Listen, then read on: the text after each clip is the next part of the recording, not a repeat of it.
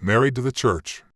The roots of celibacy requirements go back to Jesus Christ. According to the Bible, he was an unmarried virgin. In the Bible, Jesus is often likened to a bridegroom whose bride is the church. Many of the early martyrs and church fathers emulated his life of chastity. The first head of the Catholic Church, Peter, was married, as were many of the other apostles during Jesus' time. But in the New Testament, marriage was seen as a holy option for those who would otherwise have trouble controlling their sexual urges. From a spiritual perspective, priests are called to act as another Christ, which includes his celibate lifestyle. There are still a few married Catholic priests. Episcopal and Lutheran priests who were married and then converted to Roman Catholicism can be ordained, and men in the Eastern rites, such as the Ukrainian Church, can marry before becoming ordained.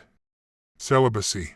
Celibacy makes sense. Single men are freer to serve their parish, have fewer reasons for holding back in ministry, and avoid favoritism. But while all these are secondary benefits to a celibate priesthood, none of them are the Church's true reason for upholding her tradition. Rather, in what appears to be a contradiction of terms, the Catholic priest is celibate in order to be freed for fatherhood. Priests renounce natural fatherhood in order to more perfectly image the supernatural fatherhood of God. While God's fatherhood looks different than the natural fatherhood we're familiar with, his role as father is mysteriously more true and complete than fathers who generate natural life. Every other image of fatherhood is a faint echo of the supernatural fatherhood of God. Priests, who still fall short of God's example, more closely mirror this complete role of father. Like God the Father, they give of themselves entirely for the sake of a supernatural fatherhood. This is fittingly reflected in the total self-gift of celibacy. Some critics say that mandatory priestly celibacy should go. In the Catholic Church, we have 2,000 years history of its impossibility for many people, said all. Richard Sipe,